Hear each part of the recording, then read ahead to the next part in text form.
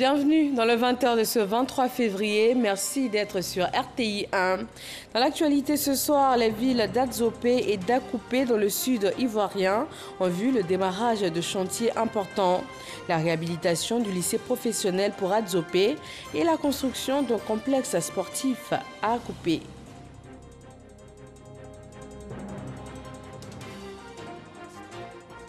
Dans la filière anacarde, les coopératives s'engagent pour la transformation, un défi d'autant plus important quand on sait que la Côte d'Ivoire, premier producteur mondial avec 850 000 tonnes, ne transforme que 10% de sa production. C'est le sujet du dossier économie de ce soir. Les taxis-compteurs veulent assainir et professionnaliser leur secteur. Les acteurs et les autorités ont eu une première rencontre dans cette optique. Il a été décidé de miser dans un premier temps sur la sensibilisation et l'information des chauffeurs et propriétaires de taxis-compteurs. Et puis l'élection présidentielle au Niger, selon les résultats provisoires du second tour, Mohamed Bazoum, candidat du PNDS Taraya, arrive en tête avec 55,75% des voix. Son rival, Mahaman Ousmane, en seconde position, recueille 44,25%. Nous retrouverons tout à l'heure Sidonie Davila, notre envoyé spécial au Niger. Bonsoir à tous. Le lycée professionnel d'Adzopé dans le sud de la Côte d'Ivoire va être réhabilité. Le secrétaire d'État chargé de l'enseignement technique et de la formation professionnelle a lancé sur place les travaux ainsi que ceux de la construction d'un complexe sportif à Akoupé. Isaïo. Le lycée professionnel d'Adzopé sera entièrement rénové. Les travaux de réhabilitation ont été lancés par le secrétaire d'État chargé de l'enseignement technique et de la formation professionnelle. Il avait à ses côtés le ministre d'État, Patrick Achi. D'une capacité d'accueil actuelle de 590 places vont consister en la réhabilitation des infrastructures bâtiments, la réhabilitation des équipements, la construction de nouvelles infrastructures, l'introduction de nouvelles filières de formation, notamment en menuiserie, aluminium, mécano, soudure et plomberie sanitaire. La formation du BT industriel. Ces travaux vont durer 18 mois et coûteront environ 4 milliards 800 millions de francs CFA. Pour le ministre Patrick Achi, cette action montre que l'enseignement technique et professionnel est au cœur des priorités du chef de l'État. L'objectif principal est de renforcer les fondations humaines du développement économique et social. Il s'agit d'assurer donc une éducation adéquate et des compétences à tous les Ivoiriens et aux jeunes en particulier, afin de mieux les outiller à absorber les technologies modernes et à participer et bénéficier à la croissance. Il nous faut obligatoirement renforcer les capacités en formation technique et professionnelle qualifiante et mettre le système éducatif en adéquation avec les besoins de l'économie, comme vous le disiez tout de suite vous-même. Après Adzopé, Kapemi sur Akoupé, le ministre des Sports, Dan Paulin, profite pour lancer les travaux de construction d'un complexe sportif ultra-moderne. Les projets structurants comme les Agora, nous avons besoin dans la proximité de permettre aux populations de se retrouver, de faire de la détection de talents dans les écoles. À travers l'OASU, il nous fallait des infrastructures de proximité pour accompagner le développement. Parce que dans la région, il se construit des écoles, il se construit un centre de santé, il se construit surtout des collèges de proximité. Nous avons besoin d'offrir aux populations des espaces de distraction, de loisirs, parce que nous savons tous que l'oisiveté est la mère de tous les vices. En sa qualité du président du conseil régional de la ME, le ministre d'État, Patrick Achi, exhorte les populations à œuvrer pour des élections législatives apaisées le 6 mars prochain. Des travaux également lancés à Sinématiali dans le nord de la Côte d'Ivoire. Le top départ pour la construction du centre culturel intégré de la ville a été donné par la ministre de la Culture et de la Francophonie. L'édifice va comprendre plusieurs salles de spectacle, de formation et aussi des galeries afin de mettre en valeur les atouts culturels du Poro. À Mississauga. Un centre culturel intégré à Sinématiali dans le Poro. La pose de la première pierre qui consacre le lancement des travaux et d'équipement de cet édifice est effectuée par la ministre de la Culture et de la Francophonie, Raymond Goudou Kofi. Ce centre culturel intégré est une plateforme d'échange, de rencontres, d'apprentissage et de divertissement en vue de favoriser le brassage culturel. L'infrastructure abritera entre autres un musée, une galerie d'art, une médiathèque et une salle audiovisuelle pouvant accueillir jusqu'à 300 personnes. C'est un parcours artistique à travers un musée d'une superficie de 764 mètres carrés, de sa galerie d'art et qui peut recevoir jusqu'à 500 personnes.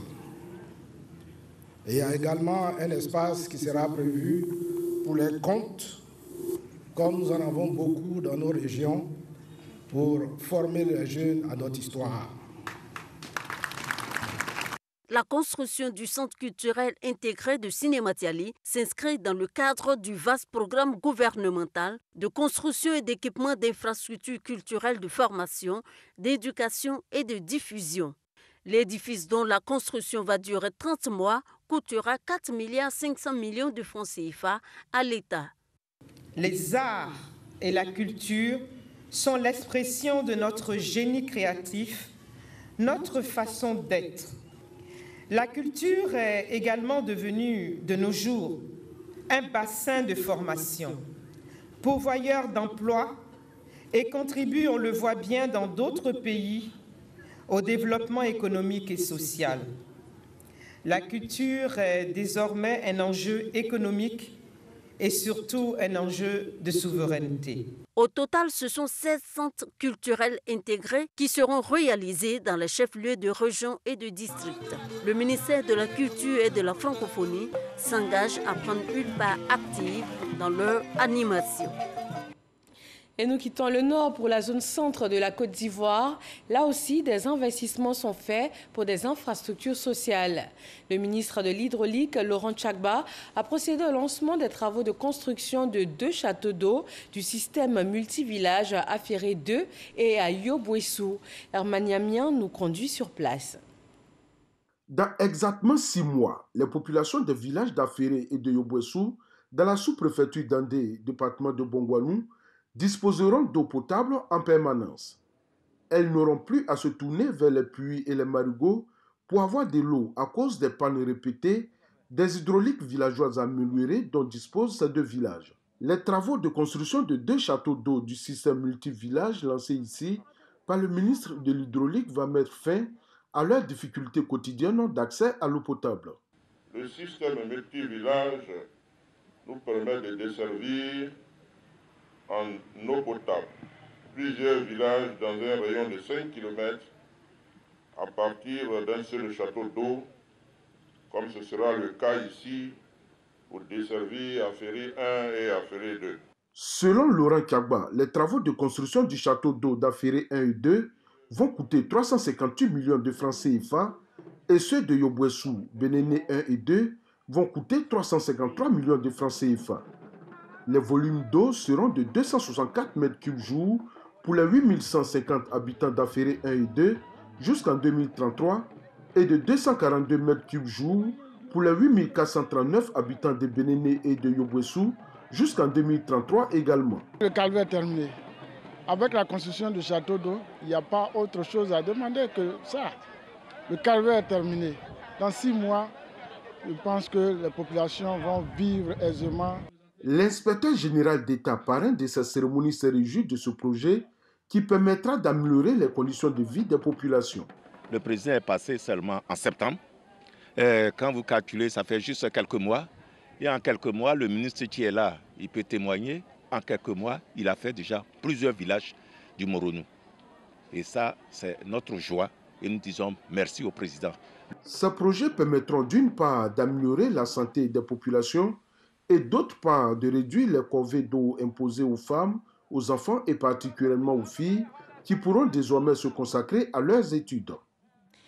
On parle maintenant cohésion sociale avec cette rencontre du ministre de la Réconciliation et de la communauté chrétienne Papa Nouveau. Kwadio Konon-Bertin a participé à une prière spéciale à Tukuzo Zalem, c'est dans le département de Grand Laou, et il a mis en mission les religieux pour promouvoir la paix. Didier Nguessan. Tukuzo Zalem, village siège de la communauté chrétienne Papa Nouveau. Les fidèles qui ont entamé le mois de jeûne chantent et prient pendant cette procession autour du temple. Ils reçoivent un fidèle, Kwadio Konon-Bertin, le ministre de la Réconciliation. Le culte a été suivi d'une rencontre entre Kwadio Konon-Bertin et le clergé qu'il a mis en mission. C'est le comportement d'amour. Comment aimer son prochain, car l'amour supporte tout, accepte tout, excuse tout et peut tout. Et Dieu est amour. Comment mettre la parole de Dieu en pratique? Lorsque Dieu a envoyé Papa Nouveau, il a dit ceci: le Seigneur m'envoie vous livrer un message de paix d'abord, parce que Dieu est paix. Dieu aime la paix, veut la paix et veut que ses enfants cultivent la paix. Se prononçant sur l'actualité des législatives, le ministre de la Réconciliation invite les candidats à se détourner de la violence verbale. Dans l'église Papa Nouveau, le carême, ce n'est pas de s'abstenir de manger, mais c'est surtout de s'abstenir dans ce temps de carême, de tenir des propos qui blessent, de tenir des paroles qui humilient et qui insultent. Je souhaite que ce soit des élections apaisées, que tous les acteurs aient ce que l'autre a appelé le bon ton, que tous les candidats n'aient pas des propos méchants, que place soit aux idées, dans la non-violence, que les Ivoiriens aient le droit de choisir tranquillement et librement leurs députés. L'hôte de la communauté Papa Nouveau a apporté une contribution financière pour la rénovation des fenêtres et toilettes du temple. Le ministre de la Réconciliation nationale a donc aussi appelé lors de cette rencontre les candidats aux élections législatives à tenir des discours qui consolident la paix sociale. C'est dans ce même temps que la commission électorale indépendante a remis officiellement des affiches de campagne et les spécimens des bulletins de vote aux candidats. Moussa Konaté. Les candidats aux élections législatives du 6 mars prochain reçoivent les affiches de campagne et les spécimens de bulletins de vote. La remise officielle est faite par le président de la commission électorale indépendante. Les affiches permettent à l'électeur de mettre un nom sur un visage. L'élection, c'est le choix. Mais comment fait-on le choix quand on ne sait pas celui qu'on va choisir? Le spécimen de bulletin, c'est pour vous donner mission d'aller vous-même sur le terrain, de vous faire instructeur des électeurs, à l'effet pour eux de faire le bon choix. Ce n'est pas forcément pour vous, mais c'est déjà à apprendre à voter. En vous choisissant, ils apprennent à voter et à voter bien. Bien avant cette remise, les candidats ont été instruits sur le mode opératoire du scrutin. Il s'agit pour l'organe chargé des élections, avec l'appui du PNUD, d'expliquer l'ensemble du processus du vote. La principale mission du projet est de contribuer à réduire la violence électorale, à renforcer les échanges entre la CEI et les parties prenantes, à soutenir la communication, la sensibilisation et à consolider les capacités du personnel électoral. Des détails précis sur l'organisation dans les lieux de vote, le rôle des représentants de candidats, la validation d'un bulletin de vote, la rédaction d'un PV et la proclamation des résultats. Il y a l'électeur, il y a l'urne, il y a le bulletin. Voilà l'arsenal de l'élection. Est-ce qu'il y a place pour la violence? Il y a violence lorsque ce qui est voulu par le peuple ne semble pas être transcrit dans le résultat. C'est un droit que la loi vous donne d'avoir non seulement des représentants, mais en plus de cela des délégués. La loi vous donne deux possibilités.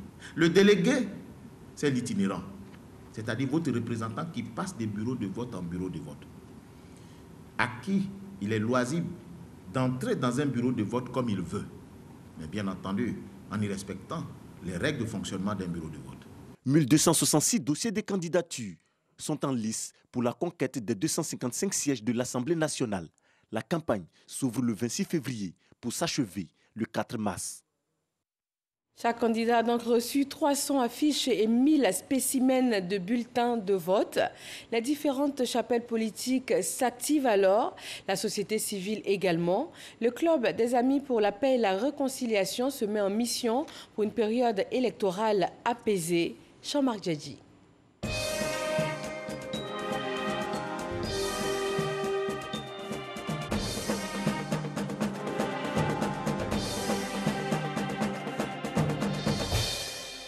Le site de la coopérative Souralais, nous sommes à Brobo, à une vingtaine de kilomètres de Bouaké, la capitale de la région du Bouaké. Souralais, une des coopératives identifiées comme fer de lance de la contribution des organisations professionnelles agricoles à la politique de transformation de l'ANACAD. Quand on commençait, on était 10 personnes au niveau des grains. Là, quand on venait, c'était pratiquement vide. Et quand on a commencé à faire les formations, le conseil Coton Anacal nous a aidé à Msoukro, des formations, des travailleurs et autres. Et au fur et à mesure, en 2019, nous étions au nombre de 53. 2020, nous avons terminé l'année avec 115 personnes. Aujourd'hui, nous sommes à environ 120, 125 selon les périodes. Mais pourquoi les coopératives et sur quelle base sont-elles choisies? Quelqu'un qui a déjà initié, il a une idée, certainement il a échoué parce qu'il y a eu des facteurs limitants. Quand il va reprendre, il sait les domaines sur lesquels ça n'a pas marché, il peut mieux réussir. Donc le premier critère, c'est les coopératives, les sociétés coopératives qui ont déjà initié la transformation. Les producteurs sont les détenteurs premiers donc, des noix de cajou. S'ils arrivent à transformer leur propre production, eh bien, ça va lever la pression sur la commercialisation des noix brutes à l'extérieur et ça va surtout permettre donc à la Côte d'Ivoire d'avancer vers son objectif de transformation du maximum de noix brutes de cajou en terre ivoirienne. La proportion attendue, c'est que les coopératives puissent aller jusqu'à 30% de la production nationale. 2 ans après la mise en œuvre de l'initiative La Petite Transformation par les coopératives, la prudence des paysans est observée par l'ensemble des acteurs de la filière. Marquer une halte pour apprécier le chemin parcouru et séparer le vrai de l'ivraie. Une cinquantaine de responsables de coopératives, de groupements économiques sont venus toucher du doigt les réalités de la transformation à Brobo. Au nombre des personnes venues à cette rencontre de terrain, Mme Tabi de Copro Digo, coopérative des producteurs de Diego Refla. Nous sommes une coopérative, les paysans leur produisent sous ta main et ils en ont là-bas, nous aussi on en a. On ne peut pas vendre. De 400 francs, on va te dire on paye à 100 francs. Et ça vous met en palabre avec les paysans. Parce que la coopérative travaille en dépôt-vente. Et pour payer, c'est problème. Donc, comment le produit là, on dit le prix est tombé, que ce n'est pas la qualité. Donc, il fallait voir pourquoi ce n'est pas qualité. Et aujourd'hui, avec la transformation, nous pouvons apprécier si c'est qualité ou bien pas qualité. Mme Tabi, en plus des acquis de la première transformation, a ajouté une autre corde à son arc. Le segment de la consommation. On s'est rendu compte que nos parents ne connaissent pas la NACAD. Donc on est allé jusqu'à blanchir. On a fait la pâte, on a fait les cacahuètes, on a fait les sauces. Et puis on a invité les chefs de village, les présidents des jeunes, pour venir leur montrer que voilà ça là. Ce n'est pas quelque chose qu'on jette, mais on mange. Nous-mêmes là, on doit manger.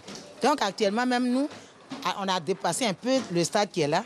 Et dans beaucoup de supermarchés, nous sommes représentés. Comme on le voit, une véritable race d'industriels est en train de naître dans la filière ANACAD au regard de la gestion des questions domestiques. Ici, la gestion du personnel. En ce qui concerne la main-d'œuvre, il faut savoir réguler entre, comme on appelle ça, les périodes de production et les périodes, comme on appelle ça, de récolte.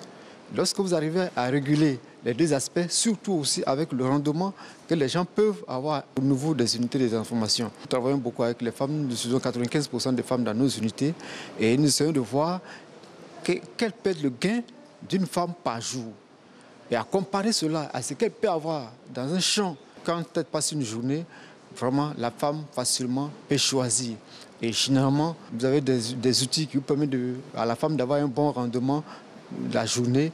Elle peut facilement rester au niveau de l'unité et aussi être productif facilement. Et aussi la formation pour qu'il y ait une spécialisation au niveau des tâches de travail au sein des unités. Lorsqu'il n'y a pas de spécialisation, vous allez voir qu'une femme qui est dans une section de travail, si demain elle se déplace, elle n'est plus performante au niveau d'une section type même de décortiquage. Et du coup, elle n'arrive pas à avoir un bon rendement et elle va partir à tout moment. La suggestion de la création d'un réseau de petits transformateurs pour satisfaire les demandes à l'international. Il est possible de créer un réseau, c'est-à-dire tous les petits transformateurs déjà qui pourraient s'organiser de sorte à honorer des contrats à l'international. Il se trouve que quand on a des commandes, c'est des conteneurs qui sont demandés, alors qu'on n'a pas la capacité individuellement d'atteindre ces conteneurs-là. Donc déjà, il y a un réseautage qui va se créer. N'oublions pas la disponibilité à apprendre des autres pour se construire un avenir sûr dans la marche vers une première transformation de qualité. Ici, c'est vraiment beau à voir parce que sur le site, j'ai trouvé qu'il y a assez de travailleurs. Mais quand vous avez assez de travailleurs, ça fait marcher le travail. Nous ne sommes pas encore allés à la transformation. Et donc, nous allons nous atteler à pouvoir, en tout cas, aller à la transformation parce que déjà, le PPCA nous a contactés par rapport à la même mise en place d'une unité de transformation dans nos sociétés coopératives. Dernier élément à souligner, les prestations des actions sociales malgré la modicité des moyens. Nous sommes en train de construire une école primaire dans la sous-préfecture de Bouandou. Nous avons fait don de sable dans plusieurs écoles de la sous-préfecture de Ténoué, de Marandala. Nous avons renouvelé des écoles où les peintures étaient dégradées. Nous donnons aussi des kits scolaires chaque entrée. Les villages primés, on leur donne des kits scolaires pour aider les parents à scolariser leurs enfants. Au total, pour le conseil Koto-Anakad, le jeu en vaut la chandelle. Nous tirons beaucoup de satisfaction. Vous savez, au bout de 2 ans, la coopérative Coproligo, pour ne pas la citer, ou Souralé, pour ne pas la citer non plus, sont aujourd'hui les premiers employeurs de leurs régions respectives. Quand vous prenez donc la coopérative Coproligo avec plus de 80 employés, vous prenez Souralé avec plus de 120 employés à Brobo, eh bien, c'est énorme. Vous voyez, distribuer des salaires à 120 personnes dans une petite localité comme Brobo, c'est énorme et ça contribue donc au bien-être de la population. Le PPCA, projet pour la promotion de la compétitivité de la chaîne des valeurs de l'ANACAD, est financé par la Banque mondiale à hauteur de 107 milliards de francs CFA. Toutes nos excuses, vous avez pu voir donc à l'instant le dossier EcoPlus réalisé ce soir par Noël Gnagno sur les défis de la transformation de l'ANACAD pour la Côte d'Ivoire, premier producteur mondial. C'est le moment du bilan 2020 pour la Direction générale du budget et des finances. De 72 heures de travaux, il ressort des notes satisfaisantes avec un taux de réalisation de 100%, avec notamment le basculement réussi de la Côte d'Ivoire au budget programme. Pour cette année 2021, une seule alternative, continuer une gestion saine et efficace des ressources de l'État. Kader Sogodogo.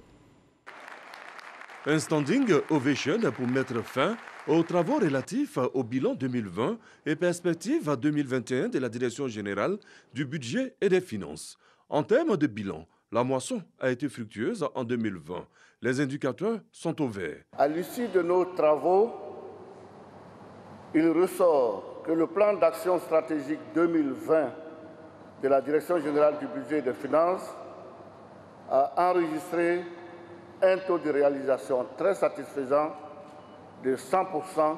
Quant au programme d'activité 2020, il a été réalisé à hauteur de 78,6% contre 65% en 2019.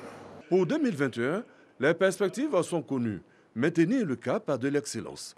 Les principales orientations de M. le ministre du Budget et du portefeuille de l'État ont été prises en compte dans notre PAS 2021. Il s'agit notamment d'analyser les rapports annuels de performance des ministères techniques pour le compte du ministre du Budget et du portefeuille de l'État en vue de leur transmission à la Cour des comptes, de former l'ensemble des acteurs budgétaires. Chacun des participants a pris l'engagement de travailler à atteindre ses objectifs. Rendez-vous en 2022 pour dresser le bilan. Les autorités ivoiriennes et les acteurs du secteur des taxis-compteurs travaillent à la professionnalisation du secteur des transports. Il s'agit dans un premier temps d'informer et de sensibiliser les propriétaires et aussi les chauffeurs de taxis-compteurs, notamment sur les enjeux d'un domaine d'activité plus professionnel. Dangui Dangui. Gare routière d'Adjamé. l'informel du secteur du transport urbain dans tous ses états. De quoi étouffer la filière des taxis-compteurs, selon Issouf. Il y a trop de délinquants dans notre travail, mais si on fait ça professionnel, c'est pas mal. C'est que moi, je trouve que c'est meilleur. Ce chauffeur de taxi-compteur place par ailleurs beaucoup d'espoir dans la professionnalisation du secteur. Bon, si patron professionnel et chauffeur aussi professionnel, chacun connaît son droit. Ça fait que le travail, ça avance bien. La question de la professionnalisation du secteur du transport urbain, notamment la filière des taxis-compteurs, a rassemblé les acteurs, le ministère des Transports et le Haut Conseil du patronat des entreprises de Côte d'Ivoire dans le cadre d'un atelier. La réforme du secteur est plutôt bien accueillie par les propriétaires du taxi-compteur. Nos dossiers même sont en cours. C'est presque prêt. Mais le problème, c'est le milieu qui n'est pas encore assaini. C'est ça qui nous pose problème. Sinon, on est d'accord pour se mettre en société. On n'a pas de problème avec ça. Face aux inquiétudes que soulève le basculement de l'informel à un cadre formel du secteur des transports urbains, le Haut Conseil du patronat des entreprises de Côte d'Ivoire et le ministère des Transports se veulent rassurants. Nous appelons l'ensemble des acteurs du secteur du transport routier à véritablement changer de mentalité, changer de vision, s'inscrire dans le chantier de l'entrepreneuriat pour que véritablement la question du transport de nos populations et de nos biens se fasse en toute sérénité. Il y a beaucoup d'avantages à se mettre en entreprise. D'abord, vous êtes connu dans le pipe, dans les documents administratifs. Vous avez aussi les honorations à des moments. Vous avez la prise en compte de vos différentes difficultés. Sur plus de 23 000 taxis-compteurs en circulation à Abidjan, seulement 4 000 sont enregistrés auprès du ministère des Transports selon les autorités. Le compte à rebours pour la professionnalisation du secteur des transports routiers a commencé selon le Haut Conseil du patronat des entreprises de transport de Côte d'Ivoire. Dans le domaine de la santé, coronavirus, quels sont les chiffres en Côte d'Ivoire ce 23 février? Voyons tout de suite le point du jour.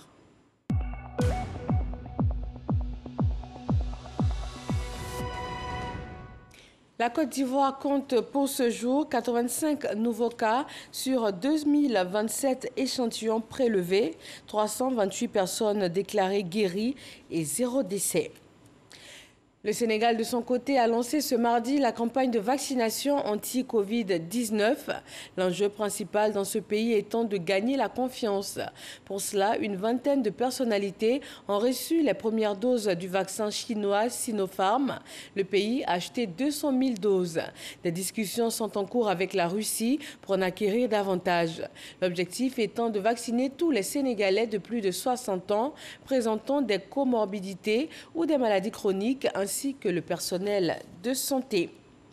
Dans l'audiovisuel, à les chaînes de télévision, les bouquets et les programmes sont victimes de piratage et d'exploitation illégale des contenus sur Internet.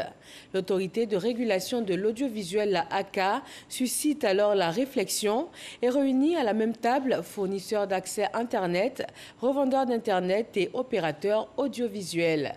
Tizienguissan. Les téléfilms, matchs et autres productions audiovisuelles font l'objet d'exploitation illicite sur Internet. Un piratage qui met à mal l'industrie audiovisuelle, notamment les diffuseurs légaux comme la RTI et les opérateurs de chaînes câblées.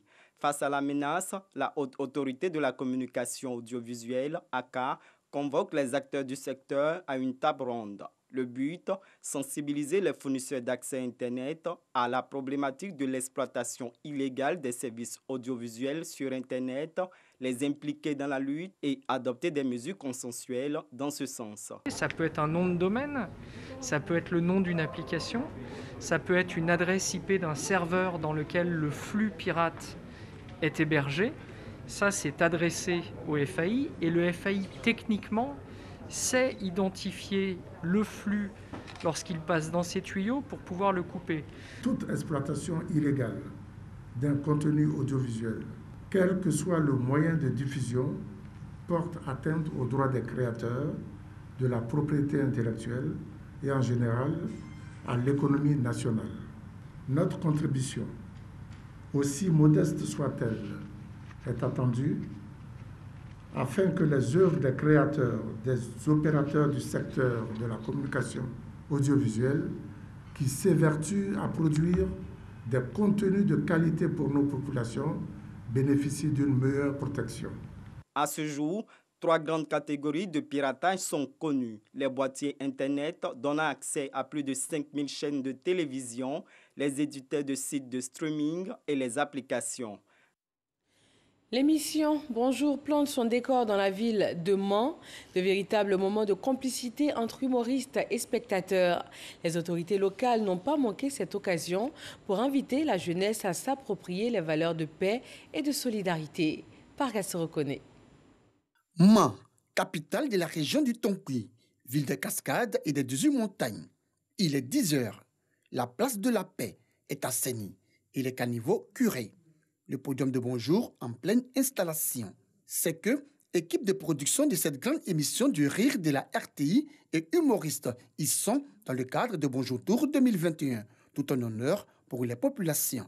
Je suis très heureuse, contente de les voir aujourd'hui ici à Mans, parce que c'est une chose que nous n'avons jamais vue ici à Mans. C'est une très bonne initiative et il est très important d'organiser de telles activités pour égayer la population. Une fois la nuit tombée, les humoristes sur le podium réussissent à arracher le sourire au public.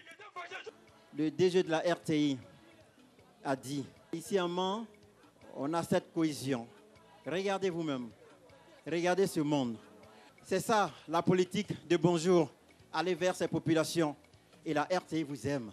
La RTI, parce que vous acceptez le groupe RTI dans tous ses compartiments. Vous aimez la RTI et c'est pour ça que la RTI viendra toujours vers vous. Le ministre Albert Flendé, cadre de la région et le premier magistrat de la commune, également séduit par la prestation des humoristes. Ce qu'on a vu à la télé, ce n'est pas ce qu'on voit là. Il y a même des improvisations, ils ont pris des jeunes. En tout cas, c'est vraiment, ils ont de la classe. Et nous voudrons remercier le ministre Konaté d'avoir initié une si belle cérémonie, une belle opportunité en tout cas à nos populations. Bonjour à Mans, une initiative du ministre Sidiki Konaté. C'était donc une bonne émission populaire. Et qui dit rassemblement populaire, il dit cohésion. Parce que pendant ce temps, on n'a fait que rire, on n'a fait que se regarder dans la joie. On a vu une seule population unie en train de savourer de bons moments. C'est ce que nous voulons. C'est sur cette joie du parrain, des populations et des cadres des 18 montagnes que l'équipe de production et les humoristes se sont rendus le lendemain à tout le plus. L'actualité internationale nous conduit au Niger. Les résultats du second tour de la présidentielle ont été annoncés par le président de la CENI. Selon ces chiffres provisoires, Mohamed Bazoum, candidat du PNDS Taraya, remporte ce second tour avec 55,75% des voix. Son rival, Mahaman Ousmane, en seconde position, recueille 44,25%. Des résultats déjà contestés sur place au Niger. Notre envoyé spécial, Sidonie Davila. 2 jours après la tenue du second tour de la présidentielle au Niger, la Commission électorale nationale indépendante, CENI, livre les résultats provisoires du scrutin du 21 février dernier. Les voix obtenues valides se répartissent comme suit entre les 2 candidats en compétition pour ce second tour. Monsieur Mohamed Bazoum, 2 501 459 voix, soit 55,75%. Monsieur Mohamed Ousmane, 1 985 736, soit 44,25%. Le taux de participation globale est de 62,91%. La cérémonie de proclamation des résultats s'est faite en présence des autorités nigériennes et des représentants des candidats. À l'annonce des résultats, la réaction du PNDS Taraya. Je pense aujourd'hui c'est un sentiment de satisfaction et pour notre parti, pour notre coalition, qui est une des coalitions les plus larges que le Niger ait connue depuis l'ère des élections démocratiques, et parce que nous avons une majorité actuellement de 129 membres. Et nous remercions surtout le peuple nigérien qui a cru en nous, qui, malgré la dureté de la campagne, a aujourd'hui quand même porté son choix sur Al-Hajj Mohamed Bazoum. Depuis cet après-midi, l'opposition qui conteste ces résultats a décidé de le manifester par des marches. Ces résultats, qui ne sont que provisoires, seront soumis à la Cour constitutionnelle selon la loi. Elle dispose de 28 jours pour la validation de ces résultats avant la proclamation définitive. Merci à Sidonie Davila pour ce point de la situation au Niger. Tout à l'heure, tout juste après ce journal télévisé, vous suivrez votre émission Le Débat. Thème du jour, la controverse autour du rapport PASEC. La Ciné-Fofana reçoit des enseignants, des parents d'élèves, le PASEC et le ministère de l'Éducation nationale pour échanger sur les difficultés actuelles de l'école et des solutions possibles. Ce sera en direct à partir de 20h50 sur RTI 1. Agréable fin de soirée donc avec nous. Retrouvez Marine Cognon à 23h pour un nouveau journal. Bonsoir.